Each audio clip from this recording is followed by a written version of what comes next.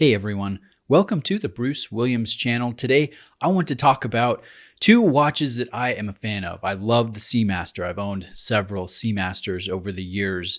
I love the Oris Aquis. I've owned several Oris Aquis. Or is it Aquises? Aqui? I don't know the plural there. But I've owned several of this diver over the years as well. And I want to kind of talk about the two. And sadly, I don't have them side by side, but I will be editing in some clips of various Seamasters that I've reviewed within the past 6 months or so, next to this Aquis and a couple other Aquis watches that I've reviewed. But specifically, I want to talk about the new in-house Calibre 400 versus the classic Seamaster Professional ceramic with the laser engraved wave dial, the most current generation.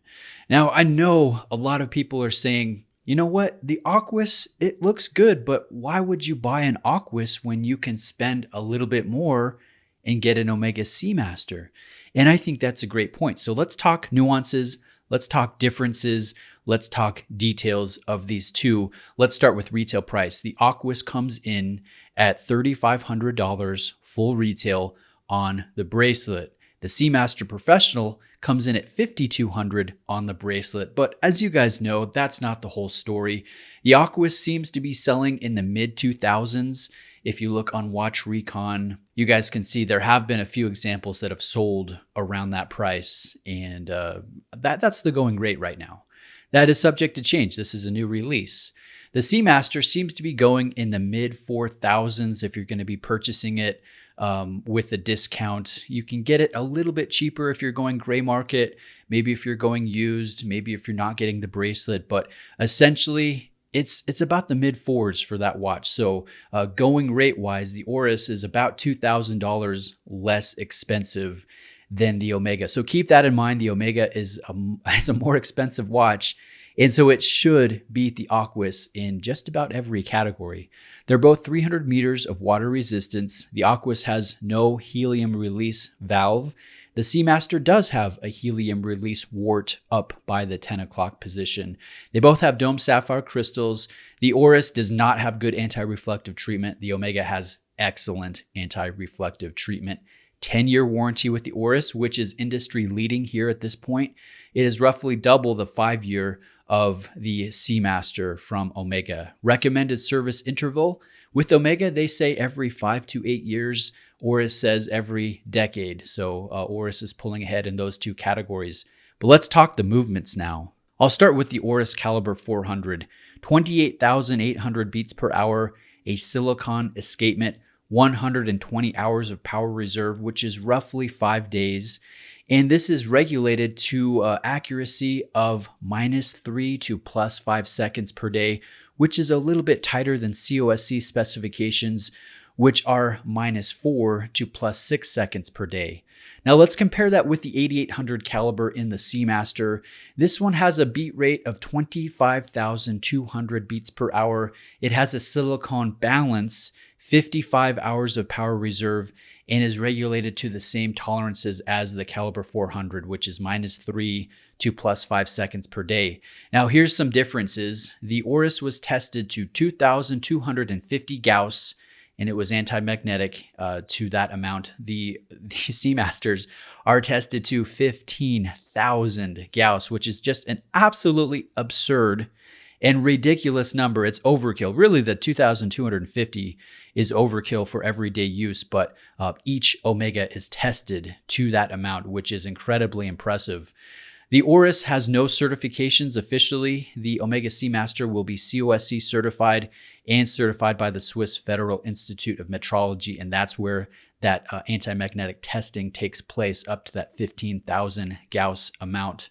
The Oris will have an occasional hacking jump, and some of you guys are aware of that. When you pull the crown out to the second position, sometimes the minute hand moves forward a little bit, and sometimes when you push the crown back in, the movement hand moves forward a small degree as well. It doesn't happen every time, but it is present with this twin barrel caliber here, and Oris is aware of this, and they do not consider it an issue. They consider it just a quirk of having double barrel architecture. And I know a lot of watch enthusiasts, that's going to be a deal breaker. In fact, that's almost treacherous. And it's going to keep you away from this otherwise very fantastic movement and release from this independent brand. The Omega Seamaster Professional, on the other hand, does have coaxial technology in the escapement, and it doesn't have any known quirks at this point. It's a relatively new caliber. I really enjoy it. I did find with every 8800 that I've tried that if you leave it dial up, it runs quite a bit fast. It's made to be, worn all the time or set in a winder at night when it's resting. But other than that, it's great. It has a very beautiful arabesque machine finish throughout. I think it's an exceedingly attractive movement, and I love seeing it through an exhibition caseback. If we compare that with the Aquis Calibre 400, this is a very utilitarian finish, kind of bare bones, but still has a stark attractiveness to it, definitely in my opinion. And I do enjoy looking at it through an exhibition caseback, and I enjoy the proportions here. It really fills the real estate of the back of the watch to even more a pleasing degree than the Seamaster does. Now let's talk tactile elements. The Oris Aquis has a good bezel action, ceramic. It's not fully loomed. There is just the loom pip here in the bezel. It's not great action. If we compare it to the Omega, very good action. I would say nicer action than the Aquis. It's not a loomed bezel. We just have the loom pip. I like the contrast. Again, this one is ceramic as well. Now, when it comes to low light luminescence, the Oris is using exclusively Superluminova BGW9. It's applied very well. I think it's on par with the Omega, which is using the same compound with the majority of the hands and markers, but we do have C1 mixed in, so there is a bicolor application, which looks really great. But as far as longevity, I would rank them exactly the same here. Talking about the bracelet, we have screw links for both bracelets. The Oris uses a single side pin. The Omega uses 2 screw heads on both sides of one rod or pin in between the links. There is no full articulation in the Omega, and the Oris does have full link articulation, which is very nice drape, and does carry a taper, whereas the Omega does not taper. And I know that is kind of a sticking point for some in the watch enthusiast community. There is a quick release system. It's a new system for the Oris. And with the Omega, there is no quick release system for this bracelet, but it does have the quick micro adjust in the clasp, which is fantastic. And that is something that the Oris will lack. You do need a tool to make your micro adjustment positions here in the Oris. Now let's talk about kind of some miscellaneous or other aspects as we wrap up this kind of head-to-head here between the Oris and the Omega. There is really no name cachet, no name prestige, power factor with the Oris, and you do get that with the Omega. People recognize that name. It's not quite on the same level as say Rolex when it comes to perception from the layperson, but it is respected. It is known to a much higher degree than Oris, and that is a big deal for a lot of people. The Oris is an independent brand headquartered in the German-speaking region of Switzerland, and they've been doing that since 1904. I think that's really impressive. Omega is Swatch owned, and there's nothing wrong with that, but it doesn't have that independent status that the Oris enjoys. Both watches will have original design language, and they're both very contemporary in the design language. And I love that. As a designer, I really enjoy that. Though I will say the Omega has a longer history with the name. The design of the Seamaster has changed so much over the decades. And the Aquis is a relatively new design here, a very contemporary design. But I will say they're both original. The Omega has more name history, although the design language history is still relatively modern here. Now, there's one other point I want to mention here before I get to the conclusion. Right now with Oris, you're only able to get this movement in this gorgeous kind of teal color, sunburst dial, and it is stunning. It is very stunning. My wife thinks this is a very attractive watch. I was showing it to her, actually a few times. I've been wearing it quite a bit. But there's only one option. If you go to the Seamaster, there are multiple color options. There's multiple special editions, different sizes, different materials. So there is more consumer choice.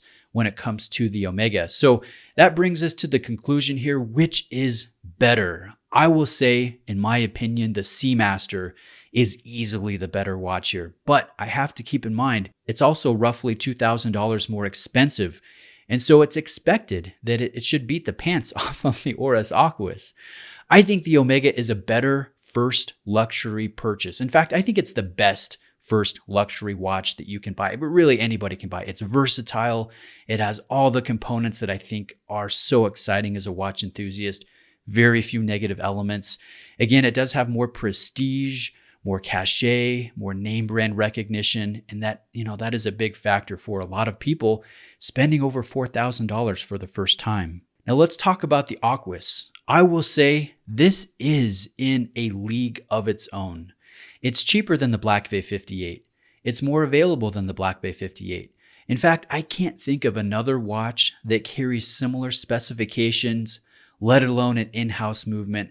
I think this is the value pick. For the mid-2000s, I don't know that this can be beat, even with an occasional hacking jump quirk in the movement that, happens from time to time. And Oris does recommend you give the crown a little wiggle if you don't want that to happen, if you want those double barrels to kind of get in synchronization.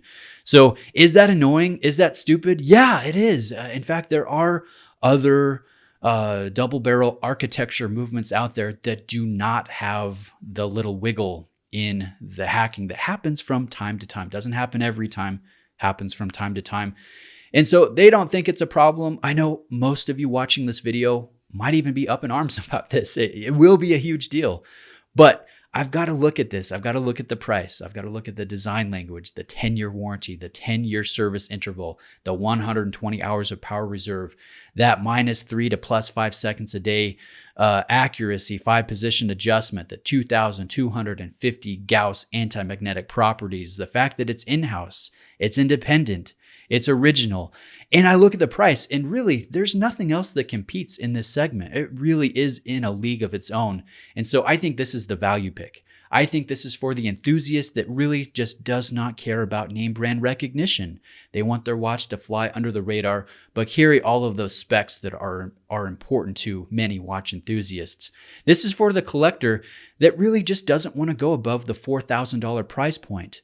And so that's what I think. I think these watches really aren't on the same playing field. The Omega is better, and I think a better purchase, but it also is far more expensive, and that's not an option for everyone. So hope you guys enjoyed me taking a look and kind of going through the details of these two excellent watches. I love both. I think both are great. So guys, reach out with any questions and let me know what you think. Hopefully I've been fair and balanced here, and you guys can see that throughout this video, and I look forward to conversing with you in the comments section. Hope you guys have a great day. Thanks again for watching, and I'll see you in the next video.